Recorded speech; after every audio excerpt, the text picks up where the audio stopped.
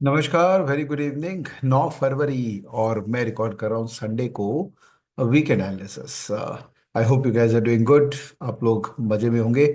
आपने मुझे कल का वीडियो मेरा देखा होगा तो कुछ नया सीखने को मिला होगा। आई hope you guys have learn और उसको आप प्रैक्टिस करेंगे। अगर आपने कल का वीडियो नहीं देखा है तो please have a look. Because एक स्टॉक के अंदर में एग्जिट कैसे करते हैं उसका मैंने जितना मुझे समझ थी उसका मैंने I think decent knowledge share किया है। तो अगर आपने नहीं देखा तो मेरे यूट्यूब चैनल में, विवेक बजाज के यूट्यूब चैनल में कल का वीडियो देखिएगा। तो क्विक वीडियो रिकॉर्ड करते हैं, ज़्यादा नहीं, 10 मिनट का वीडियो होगा जहाँ पे अपने ब्रॉडली मार्केट का अभी क्या सिचुएशन है उसकी बात करेंगे और हम क्या कर सकते हैं। और अभी जो दिल्ली में इलेक्शन हुआ उसका रिजल्ट आया तो बहुत पॉजिटिव रिजल्ट है फ्रॉम अ बीजेपी परस्पेक्टिव। और आप देखो पिछले कई महीनों से कुछ कुछ जो इलेक्शंस आए हैं उसके अंदर में BJP has done reasonably better than what was expected. तो डेफिनेटली एक पॉजिटिविटी का माहौल बीजेपी कैंप के अंदर में आ गया है। और अल्टीमेटली जब रूलिंग पार्टी और स्ट्रांग होती है तो इकोनॉमी पर्सपेक्टिव से उसको पॉजिटिव ही माना जाता है। Although there are other disadvantages, क्योंकि अगर एक ही पार्टी रहेगी और बड़ी होती जाएगी तो हमारे कंट्री में डेमोक्रेसी का क्या होगा, वो एक लिबरल्स का डिस्कशंस की वाली बात है। उसमें मैं नहीं जाऊंगा बिकॉज मेरे भी थोड़े बहुत ओपिनियंस है उसमें, but I don't want to get into that discussion.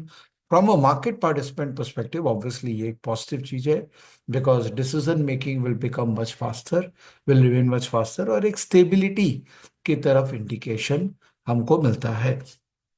तो अब ये पॉजिटिविटी तो है बट इक्विटी मार्केट में प्ले कैसे करना है और क्या यही एक पॉजिटिविटी है जिससे इक्विटी मार्केट ड्राइव होगा, ये सारा चर्चा जो है वो डेटा के अराउंड करेंगे। So let me do the screen sharing and start the discussion. अभी क्या लग रहा है मार्केट के अंदर में। Alright, so here we are, the screen sharing is in front of you. तो सबसे पहले अपने ग्लोबल मार्केट को इवेलुएट करते हैं कि वहां पर क्या हो रहा है। और ग्लोबल मार्केट का इवेल्यूशन करेंगे तो सबसे पहले हमको डॉलर इंडेक्स, इसका इवेल्यूशन करना होगा। तो this is dollar index. Dollar index अब एक रेंज में जाने की कोशिश कर रहा है, ऊपर जाने की कोशिश कर, फिर नीचे आया। अब कोशिश कर रहा है कि ये जो ब्रॉडर रेंज है ना डॉलर इंडेक्स का, ये इस रेंज के अंदर में रहेगा। और ऑल्दो शॉर्ट टर्म ट्रेंड अभी भी ऊपर की तरफ है, but I think we can easily assume that ये एक रेंज में अब चलेगा। और अगर आप यूएस के 10 ईयर यील्ड को देखें तो वो भी मोटा मोटी आप देखिए एक ब्रॉडर रेंज बनाने की कोशिश कर रहा है। तो बड़ा ट्रेंड चेंज तभी आएगा जब यूएस की तरफ से कोई बड़ा बड़ा डिसीजन आएगा, टैरिफ को लेके बड़ा डिसीजन आएगा या कोई सोशो पॉलिटिकल प्रॉब्लम्स को लेकर को।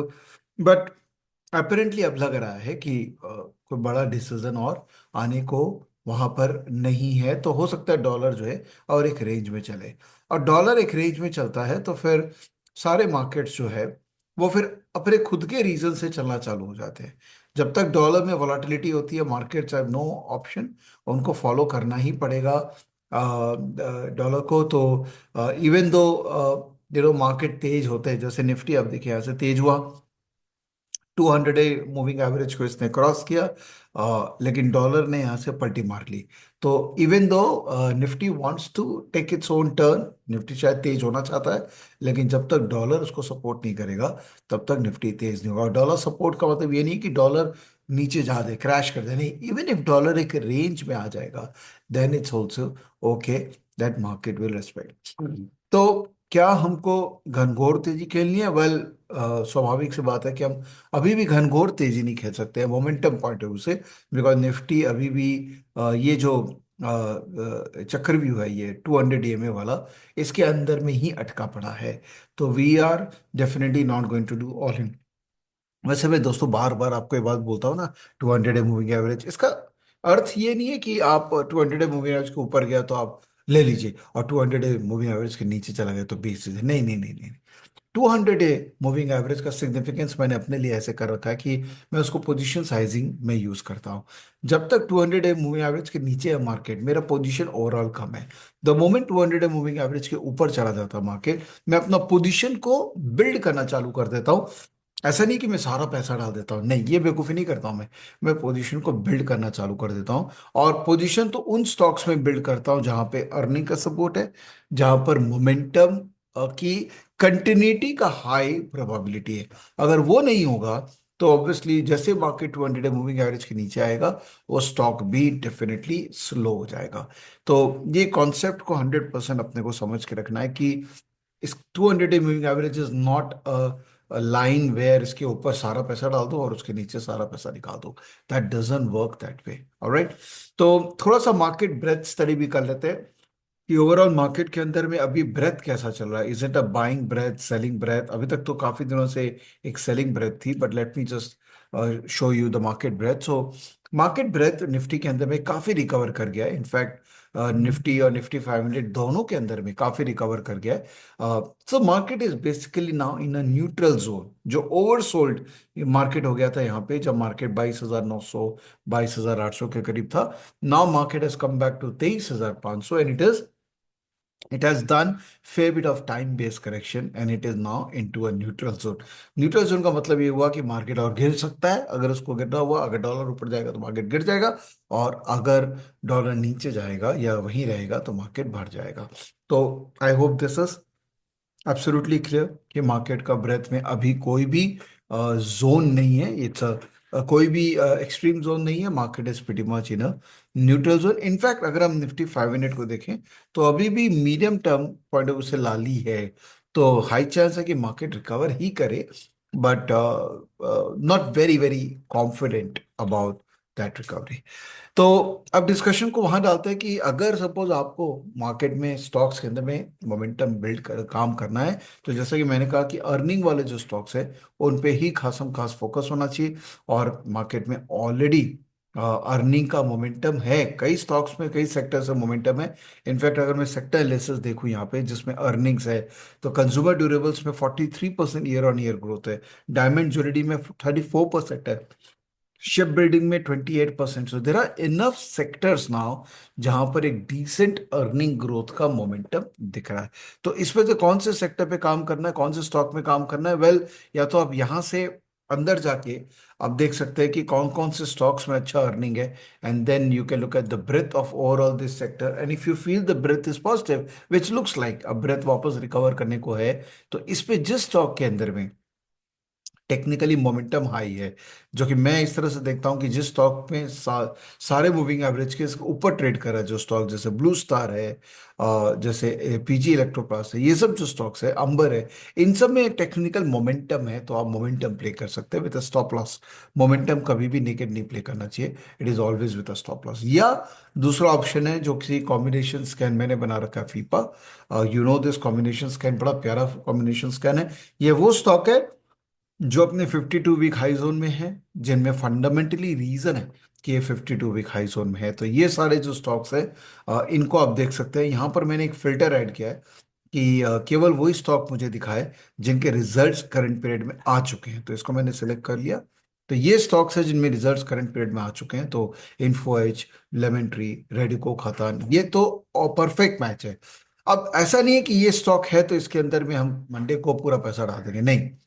इसमें भी हम थोड़ा टेक्निकल व्यू बनाएंगे कि ये 50 डे मूविंग एवरेज के जस्ट आसपास है, 200 के ऊपर है, और रिलेटिव स्ट्रेंथ पॉजिटिव है, आरएसआई 50 के ऊपर है, तो स्टॉक ये सही है। मैं बहुत पॉजिटिव हूँ। तो छोटा क्वांटिटी से चालू करते हैं। कभी भी ऑल इन नहीं जाना चाहिए, स्पेशली इन मार्केट कंडीशन में जहां पर मार्केट ही सपोर्ट नहीं कर रहा है ऑल इन जाने में। तो हम छोटा क्वांटिटी इसके अंदर में डालेगा, क्योंकि ये फीपा स्टॉक है with stop loss. Lemon tree में भी छोटा क्वांटिटी में डालूंगा, राडिको में भी छोटा क्वांटिटी डालूंगा।